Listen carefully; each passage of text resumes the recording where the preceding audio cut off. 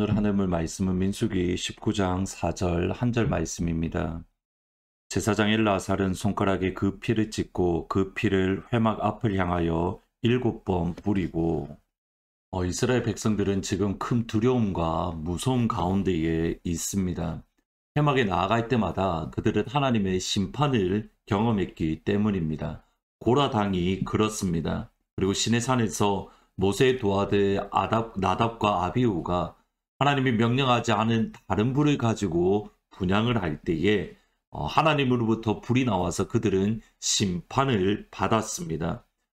예배 드리는 것이 어떤 면에서는 지금까지 이스라엘에게 축복이 되지 못했고 오히려 이스라엘에게 심판이 되었습니다. 이 모든 것은 그들의 죄로 인한 것입니다. 여기에 중요한 교훈이 있습니다. 그것이 오늘 본문의 시작입니다. 2절 이하에 보시면 여호와께서 명령하시는 법의 율례를 이제 이르노니 이스라엘 자손에게 일러서 온전하여 흠이 없고 아직 멍에 매지 아니한 붉은 암송아지를 내게로 끌어오게 하고 너는 그것을 제사장 엘르아살에게 줄 것이요 너는 그것을 진영 밖으로 끌어서 자기 목전에서 잡게 할 것이며 제사장 엘르아살은 손가락에 그 피를 찍고 그 피를 회막 앞을 향하여 7번 뿌리고 민수기 19장에서 하나님이 명령하시는 내용을 법의 율례라는 단어를 사용을 합니다. 이것은 10절에 영원한 율례와 연결이 되면서 19장에서 주시는 하나님의 말씀이 어미가 있고 그리고 분명하고 단호함을 뜻합니다. 온전하고 흠이 없으며 멍에를 매지 않은 붉은 암송아지를 잡아서 그 암송아지의 피를 제사장 엘르아살이 회막에 7번 뿌리라고 명령합니다. 곧 회막을 정결하게 하라는 하나님의 분명하고 단호한 명령입니다. 회막을 정결하게 하라는 하나님의 명령을 이해하려면 지금까지의 흐름을 다시 기억을 하실 필요가 있습니다. 지금 이스라엘 백성은 끊임없이 모세와 아론 그리고 하나님을 향하여 원망과 불평을 쏟아 부었습니다. 그리고 이스라엘 백성들의 불평과 원망 그리고 이스라엘 백성들의 죄가 일어났던 곳은 다름 아닌 회막 앞입니다. 따라서 이스라엘 백성들의 불평과 원망 그리고 반역의 죄로 인해서 이스라엘 백성들뿐만 아니라 회막 역시도 부정해졌습니다. 이스라엘 백성들의 개념, 다시 말하면 하나님의 말씀의 개념에 의하면 부정한 것을 만지면 똑같이 부정해집니다. 죄와 접촉하면 부정해집니다. 죄의 영향력이 얼마나 큰지 하나님은 이것을 통해서 이스라엘 백성들에게 보여주십니다. 이스라엘 백성들이 죄였던 죄로 인해서 하나님께 예배드리는 회막이 부정했고 이것이 해결이 되어져야만 하는 겁니다. 그것이 오늘 읽으셨던 민수기 19장의 내용입니다. 특히 제사장 엘르아살이 회막에 붉은 암송아지의 피를 7번 뿌린다는 것을 염두에 두셔야 됩니다. 한 번 뿌리면 되는데 굳이 7번 암송아지 피를 회막에 뿌리라. 7은 완전수입니다. 완전히 성막을 새롭게 하라는, 온전히 성막을 정결하게 하라는 하나님의 의지, 하나님의 명령입니다. 오히려 성막이기 때문에, 하나님을 예배하는 예배의 자리이기 때문에, 하나님을 만나는 곳이기 때문에 더욱더 정결해야 되고 더욱더 거룩해야만 되는 겁니다. 회막을 정결하게 한 이후 하나님은 또 다른 명령을 주십니다. 제사장 엘르아살이 잡은 붉은 암송아지를 불사를 때에 백향목과 그리고 우슬초와 홍색 실을 가져다가 불 가운데에 집어 던집니다.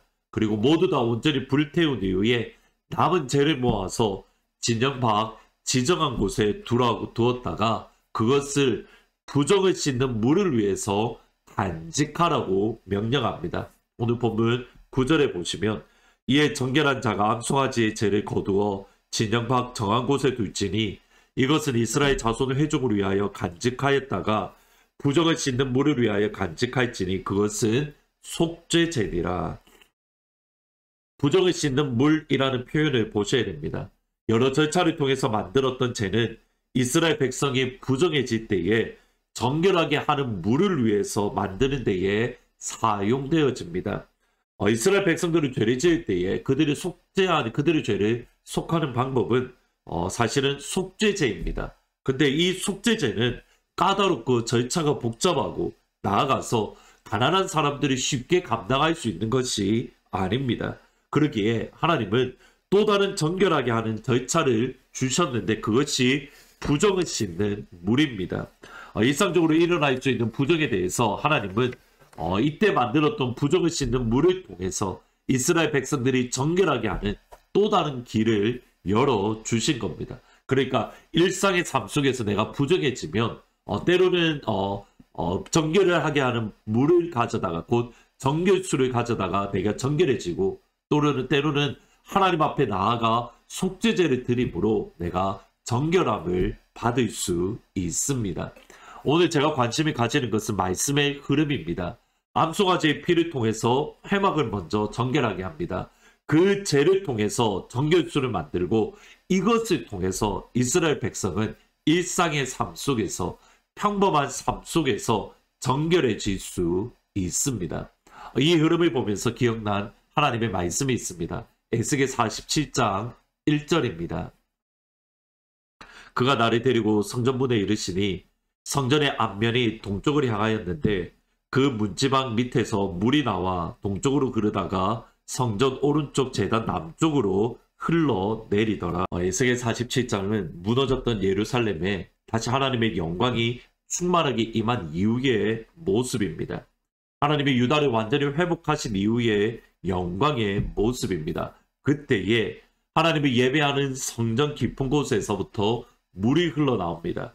그리고 그 흐르는 물이 세상과 열방을 향하여 흘러날 때에 생명의 역사가 일어납니다. 부흥입니다. 에스겔 47장 8절 9절에 보시면 그가 내게 이르시되 이 물이 동쪽으로 향하여 흘러 아라바로 내려가서 바다에 이르리니 이 흘러내리는 물로 그 바다의 물이 되살아나리라. 이 강물이 이르는 곳마다 번성하는 모든 생물이 살고 또 고기가 심히 많으리니 이 물이 흘러 들어가므로 바닷물이 되살아나겠고 이 강이 이르는 각처에 모든 것이 살 것이며. 오늘 저희들이 함께 기도해야 될 것은 우선 예배의 영광의 회복입니다. 성막이 회복될 때에 함께 모여드리는 예배가 회복될 때에 이스라엘 백성들의 일상의 삶이 회복되어지고 이스라엘 백성들의 일상의 삶이 회복될 때에 열방이 회복되어지기 때문입니다. 결국 그리스도인의 삶의 원동력은 예배에 있습니다. 우리가 이 땅을 힘있게 살아갈 수 있는 이유는 함께 모여 하나님께 드리는 예배입니다. 오늘은 주일 예배의 영광을 하나님 풍성하게 부어주세요. 주일 예배를 통해서 생명의 강물이 우리에게 흐르게 하시고 그 생명의 강물이 우리 삶에 나아가 우리가 살고 있는 커네티켓 땅 가운데에 그 생명이 회복이 영광이 은혜가 기쁨이 충만하게 해 주세요. 주일 예배뿐만 아니라 우리가 하늘문 예배가 중요한 이유가 여기에 있습니다. 이 시간을 통해서 생명의 강물이 여러분의 삶에 또 여러분의 삶을 통해서 여러분이 거하는 처소에 임하기 때문에 하나님 예배가 회복되게 해주세요. 예배 때마다 생명의 강물을 흘려보내주세요. 그리고 오늘은 웨슬레안 대학교를 위해서 기도해 주십시오. 우리 가운데 흐르는 생명의 강물이 웨슬레안 가운데 흘러서 대학생들이 살아나고 대학생들 가운데 소망이 생기고 예배와 찬양의 영광이 그들 가운데 흘러넘쳐날 수 있도록 웨슬레안 대학교를 위해서 같이 기도해 주시기를 부탁드립니다. 기도하십니다. 하나님,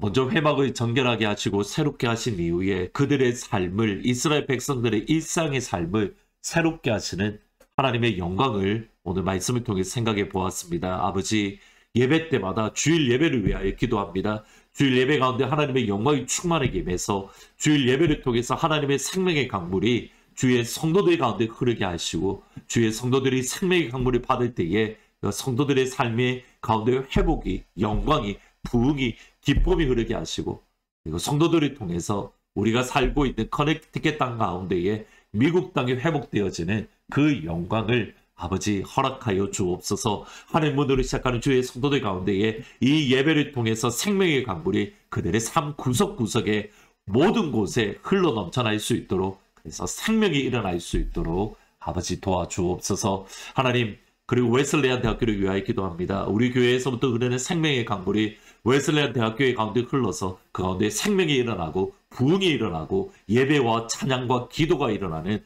귀한 축복을 허락하여 주옵소서. 예수님의 이름으로 기도합니다. 아멘.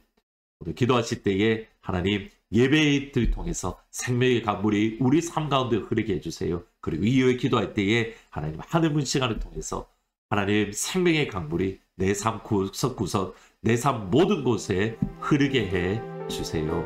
그러한 은혜가 임하기를 주의 이름으로 축원합니다.